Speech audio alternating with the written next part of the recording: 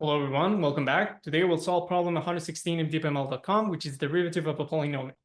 This is part of a future series on other problems in which we're going to calculate the derivative of other well-known functions. So in this problem, we're given the function c times x to the n, and we want to calculate how much does its derivative equal to at a certain point x. Now, this question, because it's the first one in the series, is tailored towards absolute beginners. And so I'm going to spend a sizable amount of time in this video trying to explain how derivatives work and why do we care about them in the context of machine learning. So this video is for you if you're heard of the term derivative and you're not very sure of what it means or how to calculate it, or if you had some familiarity, but you're not entirely sure how that plays out into the world of machine learning.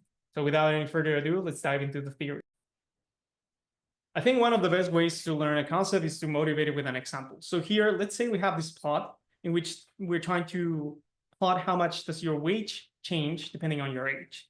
And so on the x-axis, we have age. On the y-axis, we have wage. And this light blue line is going to be equal to how much does your wage change as a function of age. So as we can see here, when you graduate college and you get your first job, you usually don't get paid that much. But as you end up accruing experience and learning more sophisticated techniques, people end up paying you more, your wage increases until you hit a plateau that is your maximum wage, which is not necessarily your retirement age. And you can understand that by saying, well, sometimes if you get fired from a very high paying position, it is harder for you to find another high paying position. So usually people end up settling for a job that pays less. Or sometimes it can be that you hit a certain point and you get tired of working and grinding so hard. So you just take more relaxed position so you can end up saving money for your retirement without being so stressed. No matter the case, it is not, you can understand this as not saying that it's not necessarily true that your maximum wage comes at your retirement age. So from this plot, we can start to ask certain questions. And I would say that the most straightforward question would be something to the effect of how much is your wage going to be at a certain age? So for example, let's say that this place is 40 years old. So how much is my wage going to be when I'm 40? And that's a very natural question to ask. Obviously, it changes depending on industry and the type of job you're doing, but you can get a sense of what the average wage would be at that point. But then another more interesting question, perhaps, would be how much does my wage change from on a year-to-year basis? And as a lot of things in economics, the answer to that question is it depends. It truly depends on where you're standing. So it is not the same to ask how much will my wage change when I'm here at this orange dot than when I'm here at this pink dot.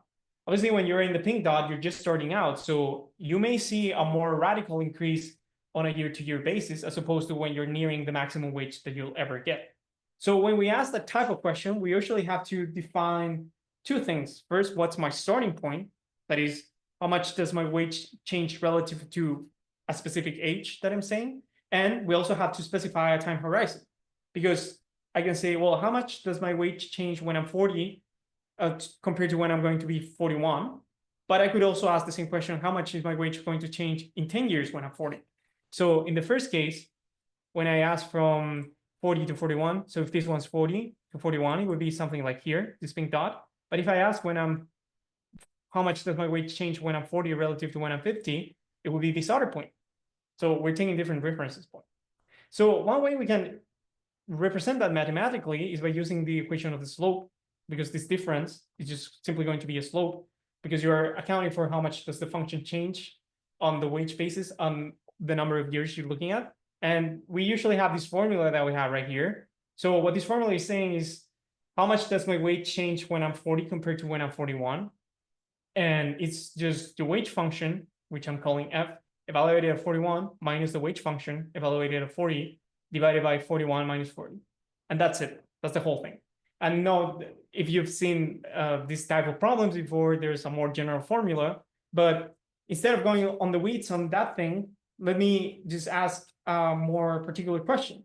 So we were talking about kind of long-term horizons, right? We were talking about years, we were talking about decades, but can we start to talk about smaller time horizons? And I would say the answer is yes. So in theory, if we had a function like this one that's kind of smooth, we could start to ask questions to the effect of, well, how much is my wage going to change on a monthly basis? Now we know that wages usually don't get adjusted on a monthly basis, but you can make a projection. This is just an abstraction, so we can start to ask this type of questions. And we don't have to stop on a monthly basis. We can ask, how much does my weight change on a weekly basis? How much does my weight change on a daily basis, on an hourly basis, on a minute-to-minute basis? You see, if you were to have this type of function, and I know that the example kind of breaks down with this very concrete example, but just bear with me because it's going to give you an idea. If we have this type of smooth functions, we can start to narrow or make the interval through which we're calculating this difference smaller and smaller. And in effect, we can take a time difference that's very, very, very small, that what we call infinitesimally small. And we can do that by using this expression that we have right here. So this is just a generalization of this difference that we have in the previous question with 40 and 41, with the difference in wages for the 40 years, to a more broad set of different values. So what I'm saying here is that how much will my wage change relative to my starting point x once I take an interval of time that's equal to h. Now, h could be years, months, whatever. It depends on what we're talking about. And as you can see, this is just a simple formula. The wage function evaluated at x plus h, that is your starting point plus the difference, minus the wage function evaluated at your starting point, divided by the difference between the last interval you're taking the reference to and your starting point. And so, as I said, we can take this interval and make it smaller, smaller, smaller as we want. And the way we represent that mathematically is by this notation, saying limit when h tends to 0. Now, what that means is that this interval h becomes smaller, smaller, smaller.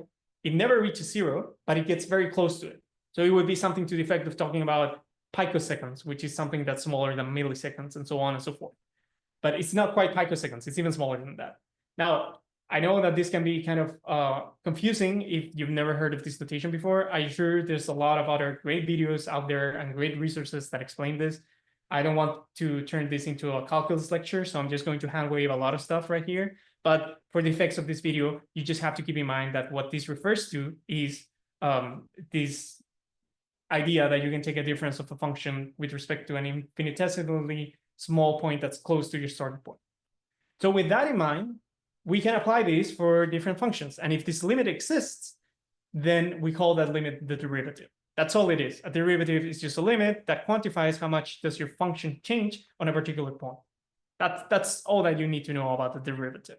And so if we were to apply this to the type of function that we have in the problem, c, where c is a constant, times x to the n, with the particular case that both x is different from 0 and n is different from 0, that is at the same time, said differently, both x and n cannot be 0 at the same time, then there's a result for this limit, and it's this formula right here.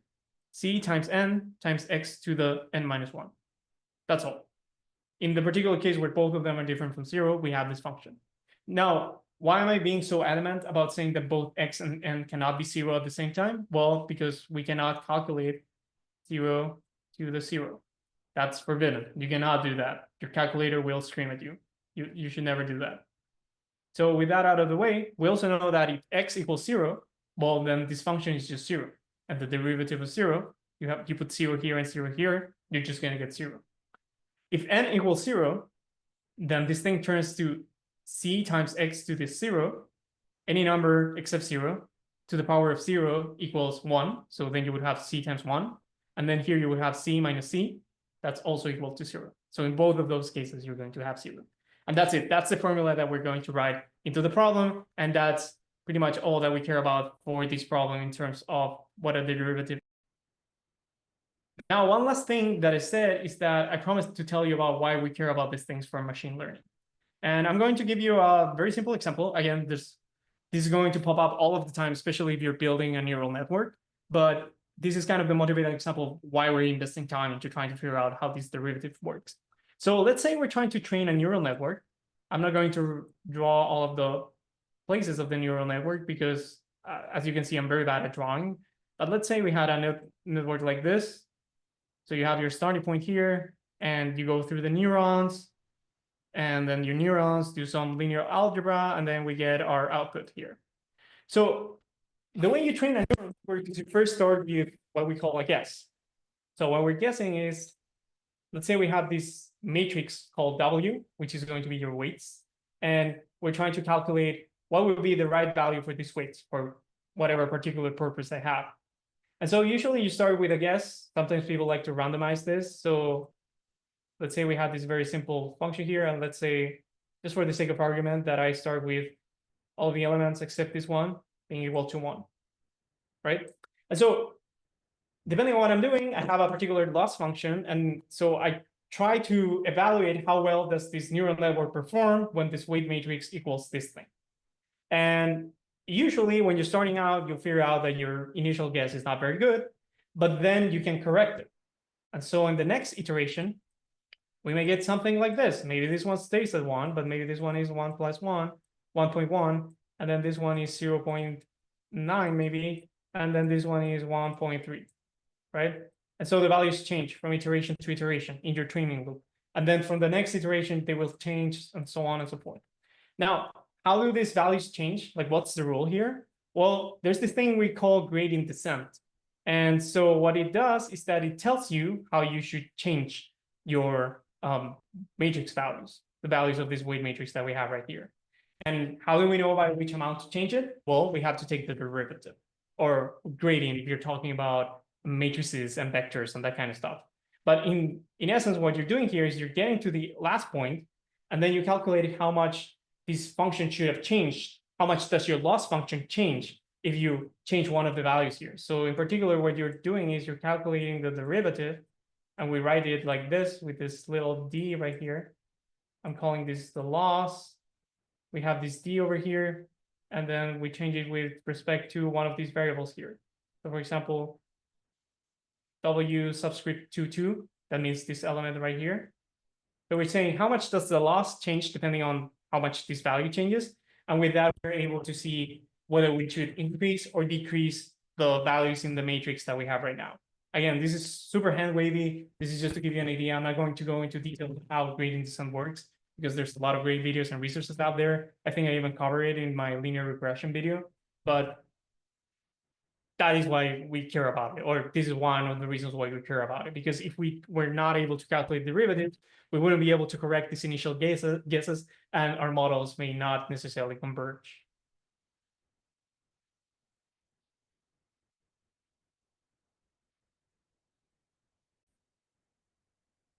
Okay, so with that out of the way, let's code this problem by doing the catch-all term.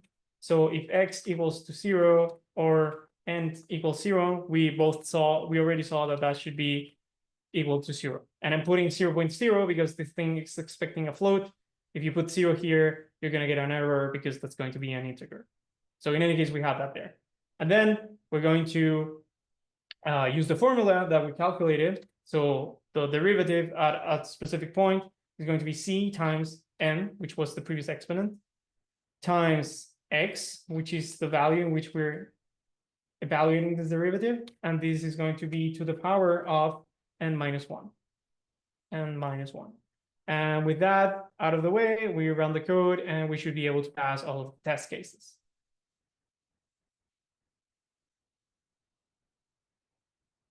So we're waiting here. And as you can see, we pass all of the test cases. So that's it. As you can see, the code is very, very straightforward. What matters here is that you get the intuition of the derivative. Thank you so much for watching and for your attention, and I hope to see you on the next video.